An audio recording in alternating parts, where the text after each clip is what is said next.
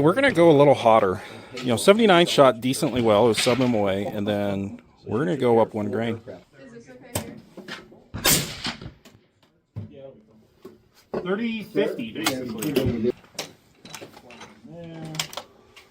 Figuring that out, because as of now, I have this office job. Fan of it, so almost touching 30-51. That's what I'm doing. Yeah. The Vietnam vets were coming back trained by, so my job market was zippity doo dah. Yeah. So dang, that did even better than my other group. 30-55. Welcome back to the channel. Today's video is going to be all about 300 Weatherby Magnum, and specifically how to get the most out of your 300 Weatherby, whether that's velocity and especially accuracy. We're going to hit home on what powders to use to get your 300 Weatherby extremely accurate.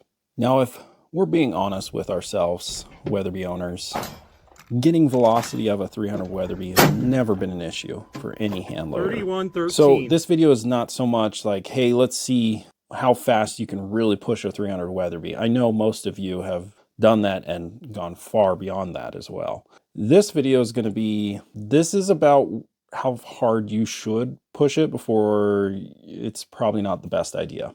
So it's kind of that safety line. Now, usually around this time in my videos, I tell you, these are the powders you shouldn't be using because they're too slow burning.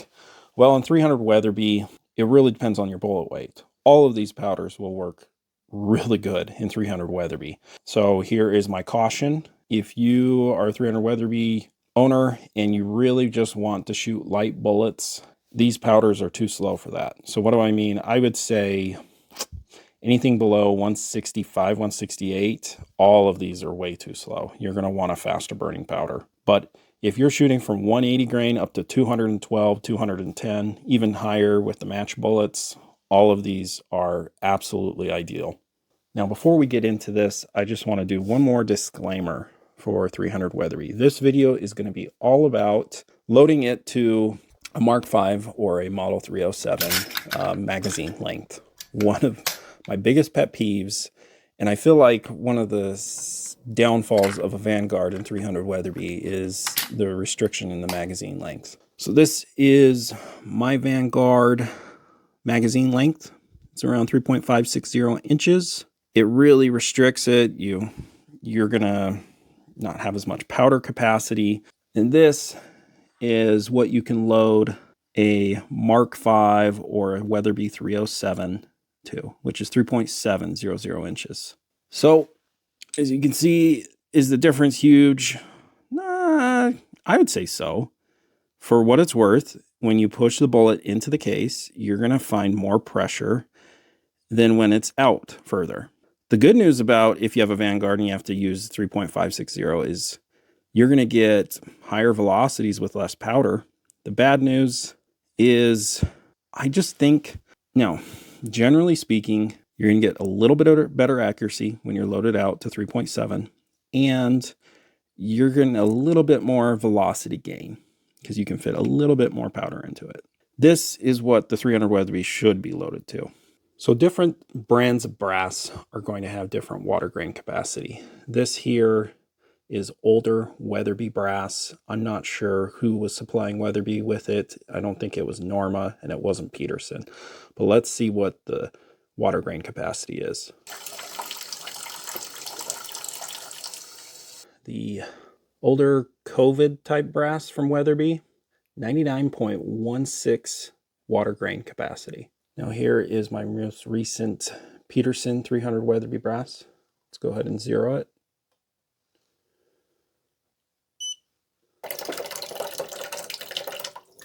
And the official water grain capacity in my rifle with this brass, 97.76. Now the vast majority of 300 Weatherby hand loaders are probably going to use a 180 grain type bullet. This one specifically is a 175 grain LRX. Yeah, it'll work. So looking at 180 grain class bullets, these are the powders you should be using to get your velocity, but more importantly, your accuracy. I've got N560 up here, really awesome powder. You can get some crazy good velocities. So this is what we're looking at. N560 with a 26-inch barrel loaded at 3.70 inches, like I said previously, you can get a top velocity before hitting 65,000 psi of around 3,260 feet per second. Very impressive. Okay, we cannot forget about this guy. IMR 7828 SSE. I understand you probably can't find it, but if you have it, this will work extremely well. You're going to get a top velocity of around 3,250 feet per second. One of my personal favorites, H4831SC. There is a saying, I've said this before, so forgive me if you've heard this 100 times from me.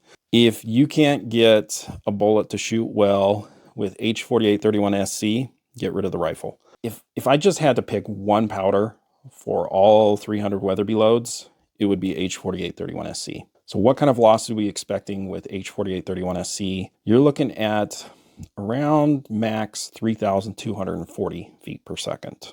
All right, let's go to one of my favorite powders of all time. I just wish I could get more of it. Reloader 22. This honestly works in all of my Weatherby cartridges. 257, 300, 340. They just shoot small. Now, velocity is not going to be as good. It's a little bit faster burning powder, but you're going to see a max velocity of around 3,195 feet per second. Next, another powder I would recommend is Reloader 23. You're going to get almost the same velocity, but it's around 3,190 feet per second. Let's talk, I almost never talk about the magic powder, the fairy dust powder, the powder you just can't get, but we're going to mention it here. Reloader 26. Yes, it works really well in 300 Weatherby, at least with the lighter bullets. You're going to get the best velocity, of course, with Reloader 26 and a 180 grain. You're going to max out around 3,275 feet per second.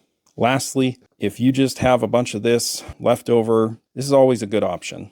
This is probably what Roy Weatherby was using long ago in his original 300 Weatherbys. It's IMR 4831. And you're topping out around 3,187 feet per second.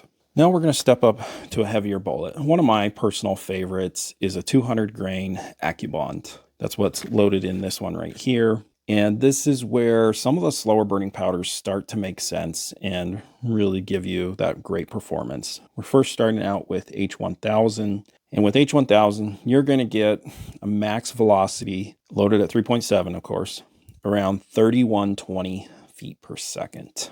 Now, I've confirmed this in my personal 300 Weatherby, which was loaded shorter, but I could easily get 3,100 plus feet per second with a 200 grain terminal ascent with H1000. Next, we have is Retumbo. Retumbo is just a tad bit slower burning than H1000. You're going to put a little bit more powder in it to get around the same velocity, but it also means you're going to get a little bit more velocity. So you're going to max out with a 200 grain bullet with Retumbo around 3,125 feet per second. And again, IMR 7828 SSE. It's always a good choice in 300 Weatherby.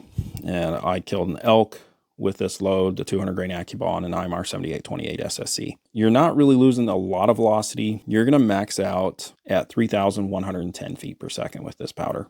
And of course, this will easily work. H4831SC. You saw in the intro just how accurate it is with that 200 grain terminal ascent. I've also gotten good accuracy with the 200 grain AccuBond with H4831SC. And you're going to top out around 3,100 feet per second. Now, the last powder I want to talk about is N565. It is a little bit slower burning than Retumbo, and one of the problems I see with N565 and a 200 grain AccuBond or a 200 grain bullet in general is to get to that max velocity, you might not have enough case capacity. It's a very slow burning powder, N565. So you might run into some issues of it being very compressed or not even be able to fit into the case. But N565, if you can get it into your case, will get you the fastest velocities at 3,130 feet per second.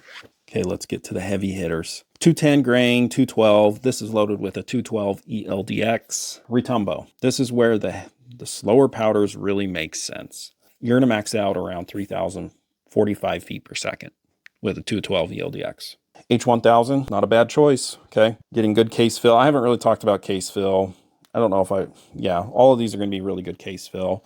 So let me go into my little spiel about case fill. Generally speaking, if you get your case about as full as possible and you have 100% burnt propellant, generally speaking, you're going to find better accuracy. You're going to max out around 3,040 feet per second with H1000. I still think IMR 7828 SSC is a very good option, even with the heavier bullets. Max velocity around 3,025 feet per second. By the way, all of these are over 4,200 foot-pounds of muzzle energy. Just insane performance from a 300 Weatherby. And I will still argue to this day, just use H4831SC. It's the cheat code for 300 Weatherby and really any cartridge. Good case fill. And then you're going to maybe be a little bit slower than IMR 7828 SSC, although I think they're very similar.